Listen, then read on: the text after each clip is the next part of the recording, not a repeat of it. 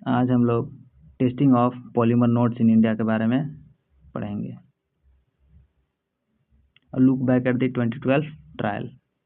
भारत में पहली बार पॉलीमर नोटों का परीक्षण वर्ष 2012 में किया गया था। यह एक महत्वपूर्ण प्रयोग था जिसका उद्देश्य भारतीय मुद्रा प्रणाली को आधुनिक और टिकाऊ बनाना था। तो पहली बार इसका परीक्षण कब किया गया था? तो 2012 में परीक्षण किया गया था पॉलीमर नोटों का। यह एक महत्वपूर्ण प्रयोग था। इसका उद्देश्य क्या था? उद्देश्य यही था कि भारतीय मुद्रा प्रणाली को आधुनिक और टिकाऊ बनाना। इसका शुरुआत भारतीय रिजर्व बैंक द्वारा 10 रुपए के 1 अरब पॉलीमर नोटों का फील्ड ट्रायल किया गया था। यह परीक्षण भारतीय मुद्रा के इतिहास में एक नया अध्याय था।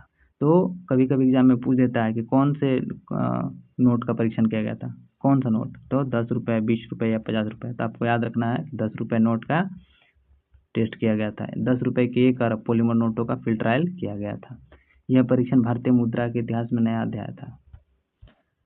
परीक्षण स्थल, ये परीक्षण जो है 5 शहरों में किया गया था। यह परीक्षण देश के विभिन्न भौगोलिक और जलवायु क्षेत्र का प्रतिनिधित्व करने वाले 5 शहरों में किया गया था। कौन कौन सा शहर था? कोच्चि, मैसूर, जयपुर, भुवनेश्वर, शिमला। इसका उद्देश्य क्या था? ये जो पॉलीमर नोट जो लाना था या लाना है, इसका उद्देश्य क्या है? इन नोटों को लाने का मुख्य उद्देश्य इनकी लाइफ बढ़ाना था।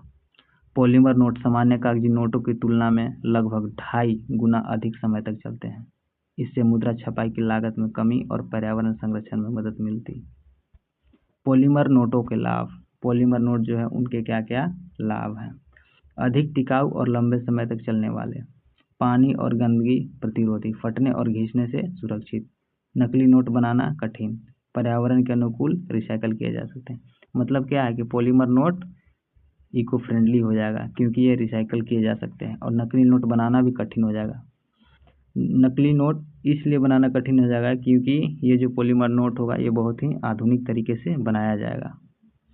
पानी और गंदगी प्रतिरोधी, फटने और घिसने से सुरक्षित। चुनौतियां और नतीजा। किन चुनौतियों की वजह से यह प्रोजेक्ट को रोक दिया गया था? तकनीकी और संचालन संबंधी चुनौतियों के कारण इस प्रोजेक्ट को रोक दिया गया था। मुख्य समस्याएं थी नोटों का आपस में चिपकना। नोट जो है आपस में क्या हो रहे थे? चिपक जा रहे थे, जिसकी वजह से प्रोजेक्ट को रोक दिया गया था। एटीएम मशीनों द्वारा उन्हें आसानी से न पहचान पाना। एटीएम मशीन जो है क्या है? नोट को पहचानने में असफल हो रही थी। उच्च आर्द्रता वाले क्षेत्रों में समस्याएं आ रही थी। मशीनों में जाम होने की शिकायतें। तो इन सभी कारणों की वजह से क्या था कि प्रोजेक्ट को रोक दिया गया था। निष्कर्ष। हालांकि 2012 का यह प्रयोग सफल नहीं रहा। 2012 में जब पॉलीमर टेस्ट किया गया था तो वो प्रयोग जो है सफल नहीं हो पाया, लेकिन इसने भारतीय रिजर्व बैंक को महत्वपूर्ण अनुभव और डेटा प्रदान किया। विश्व के कई देश जैसे ऑस्ट्रेलिया, कनाडा और यूके पॉलीमर नोटों का सफलतापूर्वक उपयोग कर रहे हैं। भविष्य में बेहतर तकनीक के साथ भारत में फिर से पॉलीमर नोटों को लाने की संभावना है।